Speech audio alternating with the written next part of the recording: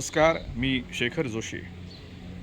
श्री रामदास स्वामी संस्थान आयोजित दासनवमी महोत्सवामध्ये सुरेश बुवा सोन्ना रामदासी यांची सांप्रदायिक भजनं गेली काही दिवस साजरी झाली.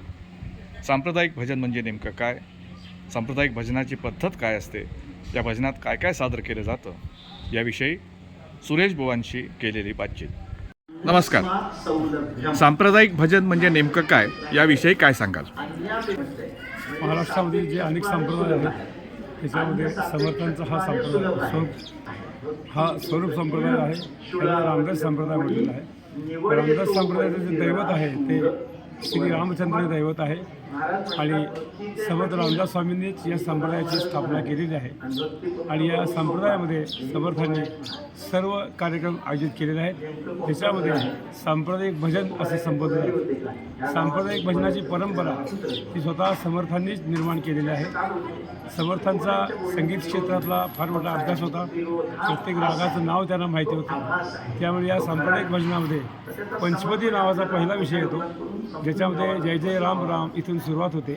त्याच्यानंतर रामा हो हे भजन होतं. त्याच्यानंतर राम रत्नजडित सिंहासन म्हणून राम सिंहासनावर बसलेले आहेत असे त्यांचं एक स्तवन करणारा समर्थांचाच अभंग आहे, ज्याचं वर्णन राज्याभिषेकामध्ये केलेलं आहे. त्यानंतर राम सद्गुरूची कृपा म्हणजे सद्गुरू राम अशा परंपरेत हे अभंग राहतात. त्यानंतर एक सीताराम भजन होतं आणि भजनानंतर या सांप्रदायिक भजनाच्या परंपरेला सुरुवात होते. सगळ्यात पहिल्यांदा येतो तो गणपतीचा अभंग येतो. गणपतीच्या अभंगामध्ये नमो गणपती माता सरस्वती हा अभंग म्हटलं जातं. संप्रदायामध्ये भगवान शंकर हे समर्थांचे दैवत आहे आणि भगवान विष्णूंचंही ते दैवत आहे.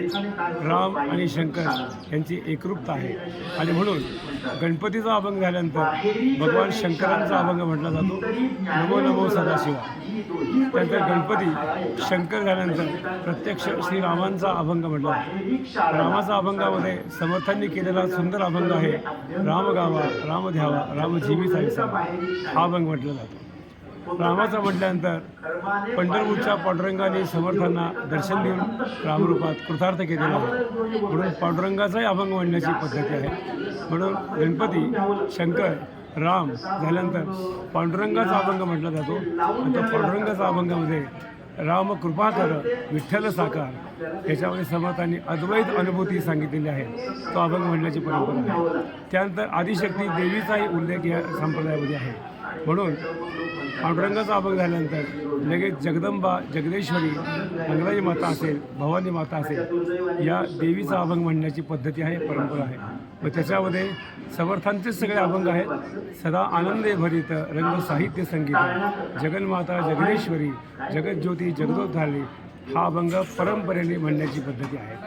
आणि मग देवीचा झाल्यानंतर म्हणजे गणपती शंकर राम विठ्ठल त्यानंतर देवी हे अभंग झाल्यानंतर आणि मग त्या ठिकाणी ज्याची उपासना समर्थांनी सांगितलेली आहे ती म्हणजे मारुती उपासना निमस्त वाढविला परमार्थ रामदासी. हनुमंताचाच अवतार समर्थ आहेत म्हणून हनुमंताचा अभंग म्हणण्याची पद्धती आहे. मग हनुमंताचा अभंग भरपूर आहेत, पण समर्थांचा एक प्रसिद्ध अभंग ज्याच्यामध्ये समर्थांनी फार मोठा उपदेश केलेला आहे की जीवनात प्रत्येक पाऊल टाकताना हनुमंताचं नाव घेऊन ते पाऊल टाका.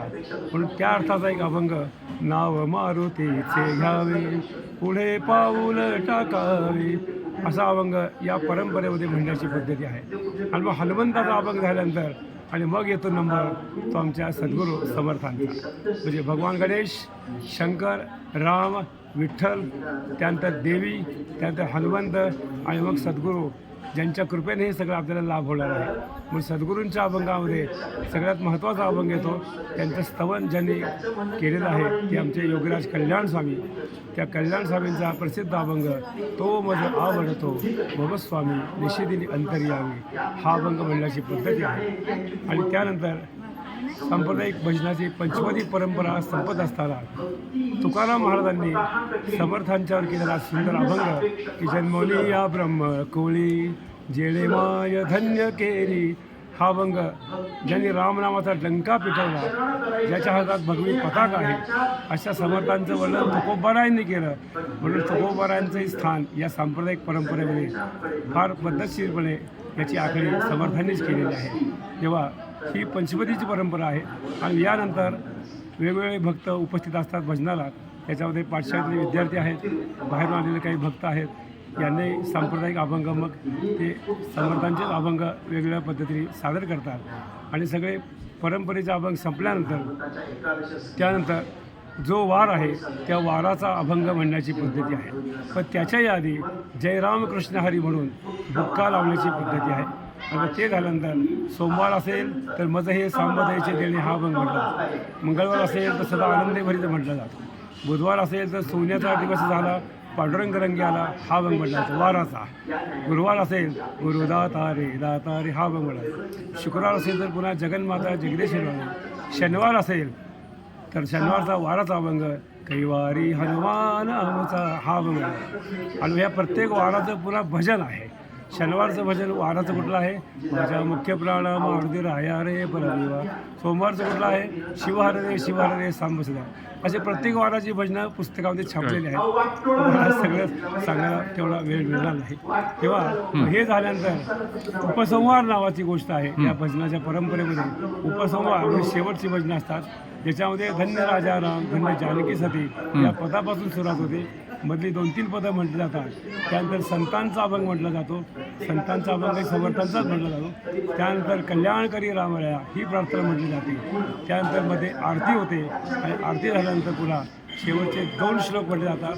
सदा सर्वदा योग तुझा घडावा.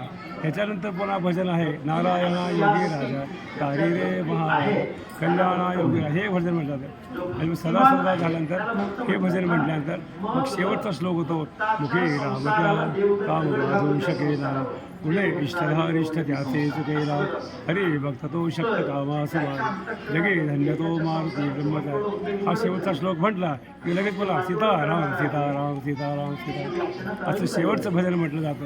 यावेळेला पण ठेका धरून भक्तमंडळी नाचत असतात आणि त्याचा आनंद घेत असतात. सांप्रदायिक भजन करण्याची पद्धत उभे राहून करण्याचीच आहे का?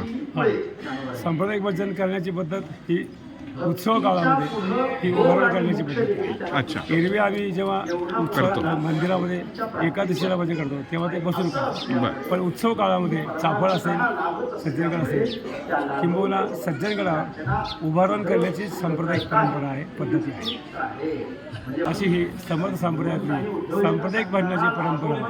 याचे अभंग समर्थांचे आहेत. समर्थांनी चाली ठरवून दिले आहेत. अत्यंत गोड चाली आहेत. सहज कोणालाही म्हणता येतील अशा या चाली आहेत. तेव्हा आपण सर्वांनी या सांप्रदायिक भजनाचा अभ्यास करा आणि हे सांप्रदायिक भजन आपल्या अंगी बाळगून घ्या आणि समर्थांच्या चरणापर्यंत पोहोचण्यासाठी आपण प्रवेश करूया. समर्थांनाच प्रार्थना करतो की सगळ्यांचा कृपा करा आणि या दासनवीच्या निमित्तानं समर्थ करावे तरीच समर्थ मिळवावे. जय जय रघुवीर समर्थ.